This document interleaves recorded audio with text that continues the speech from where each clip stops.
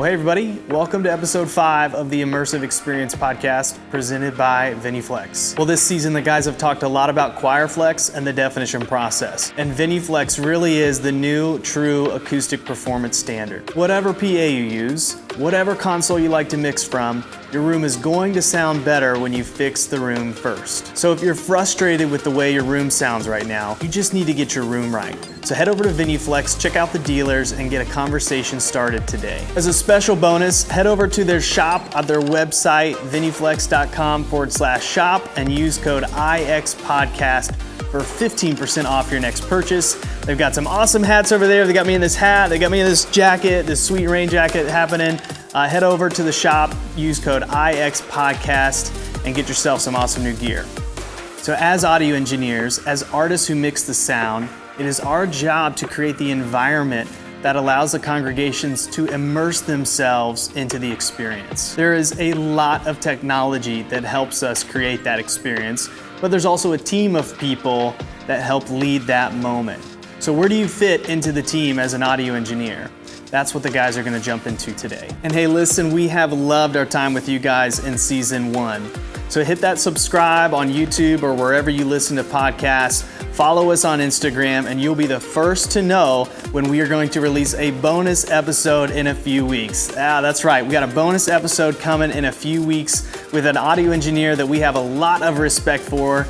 He sits down with his worship pastor and they have an incredible conversation. You guys are not gonna wanna miss this in a few weeks. So hit that subscribe button and you will be the first to know about that when we release that episode. You'll also be the first to know about season 2. We've got some big things planned and we're taking this show on the road. And again, be the first to find out when you subscribe. Let's jump into this final conversation with Luke and the guys as they talk about how this immersive technology fits into the bigger vision of the church and how audio engineers can really build trust with their teams.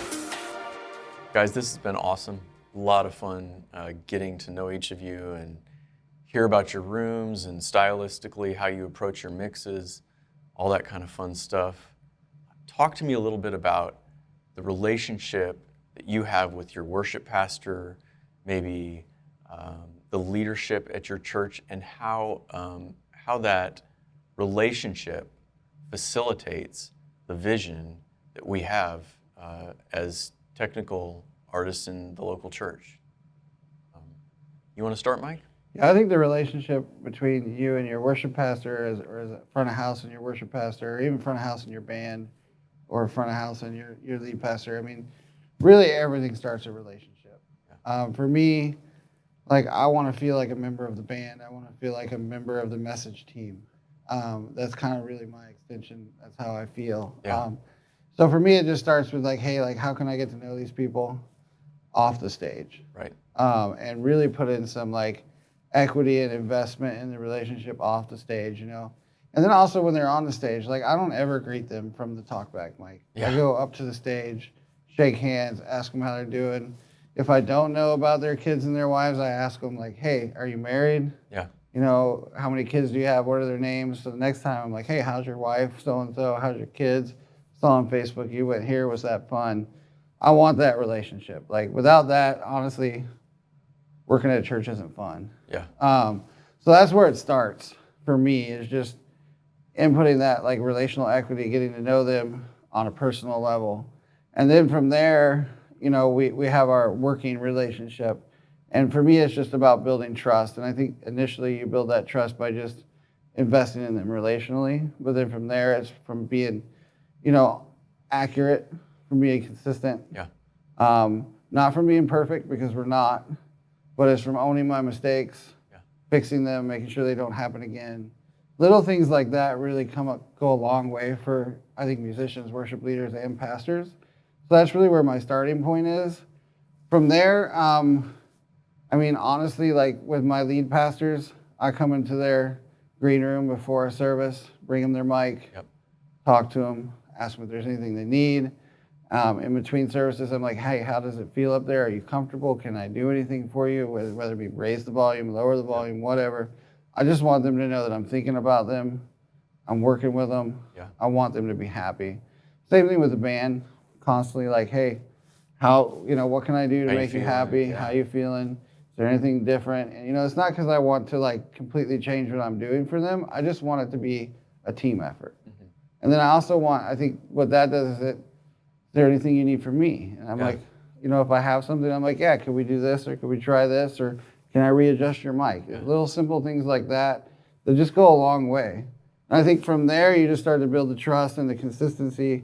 And over time, you can start speaking into other things. Mm-hmm. Like one of the great things where I'm at is I am fully a member of the band.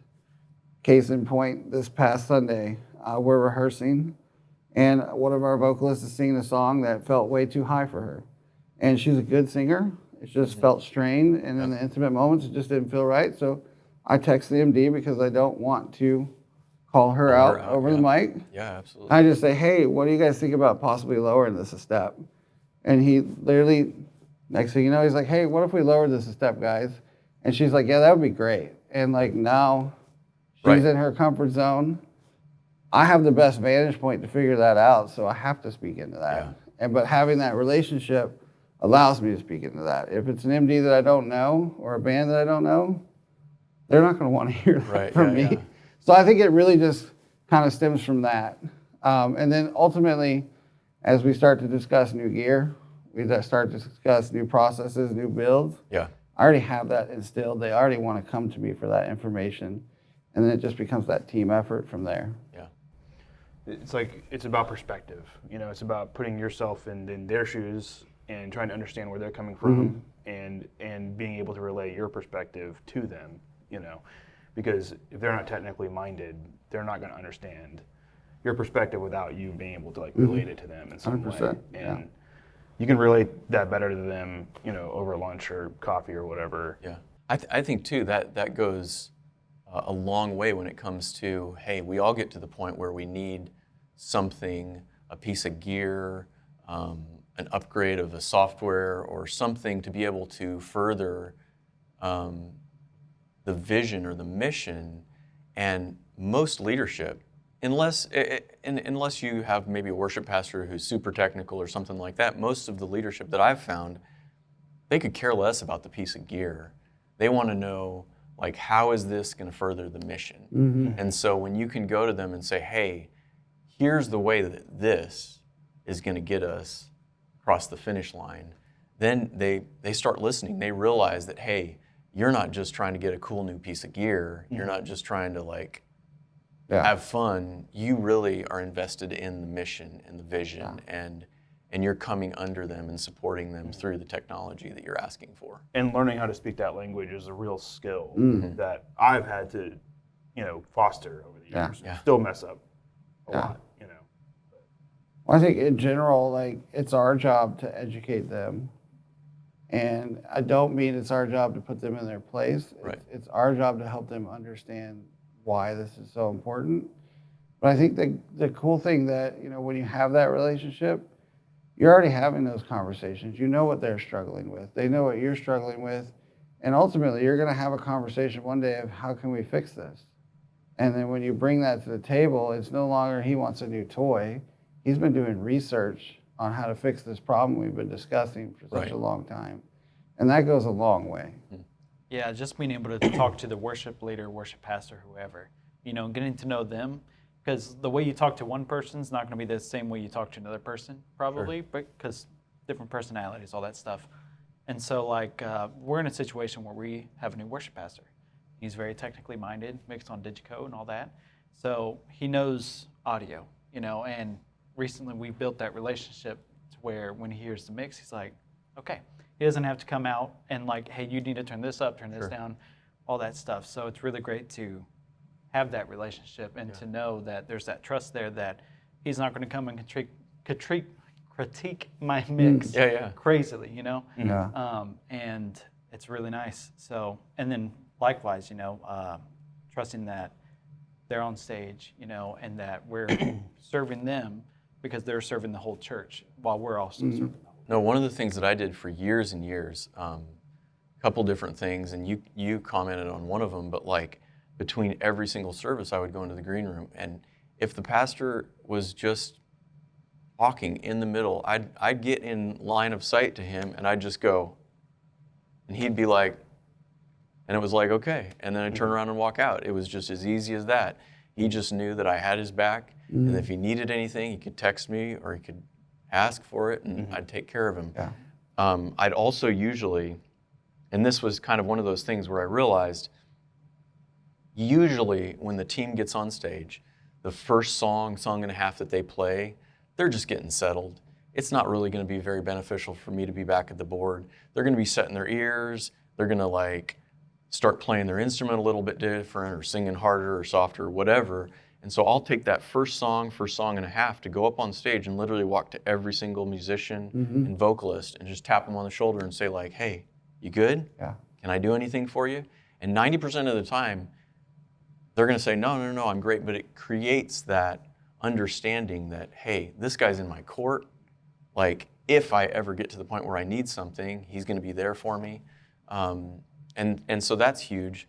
And this was something that I had to learn over time, but like, we got to the point at Highlands where there was a lot of worship leaders rotating through from other campuses, worship leaders that I wasn't familiar with, worship leaders that maybe I knew, but I'd never really mixed for them, or they'd never really been in my environment.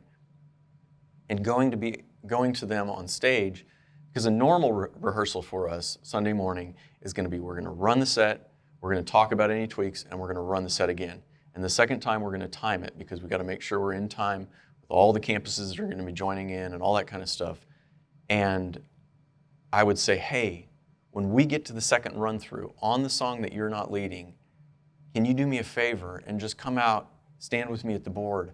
I'd love any feedback or anything that you're hearing that might help me capture what you guys are trying to do on stage.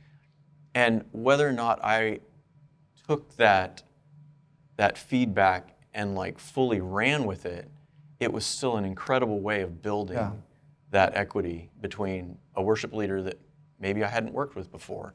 And a lot of times they had a really great perspective, like, hey, so-and-so is singing this harmony on the back half of the bridge, and it really lifts it before we go back into the chorus.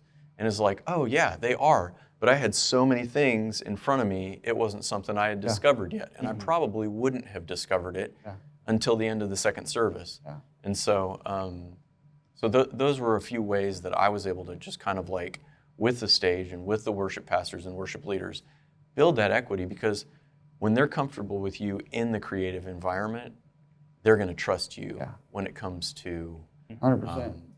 Anything off stage. We have a similar, like, all of my musicians, worship leaders, pastors, whatever, are allowed to come back and give me feedback on the mix as long as they're in front of the PA. Yeah. Not behind it. But it's the same thing as like me speaking into the key of the song she was singing, right? Like, it's a two-way street. Like, I have a different vantage point than they do, and they have a different vantage point than I do, because they know all the parts that are being played and what really needs to stick out. Yeah.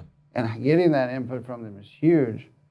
But also, like you said, they can come out, they can sit in front of a house with you, and you can start talking about things, and then all of a sudden they're experiencing the room from your point of view, and they're experiencing your challenges. And so when you start talking to them outside of the weekend about your challenges, they've heard it. Yeah. They've seen it, they understand it, they want to help you as much as you want to help them, and that's a game changer. Right. Yeah. Man, guys, thank you so much. This has been awesome. Gosh, Alan, I can't wait to come experience your room, experience the different styles in the same room. It's still kind of, I'm trying to wrap my brain around it, but I just have to experience it. And truthfully, sometimes that's what has to happen. I mean, we're talking about these systems and these acoustic treatments and the processes that we've gone through in each of our rooms individually. And sometimes you just have to hear it to believe it. But I'm looking forward to coming and hanging out with each of you guys.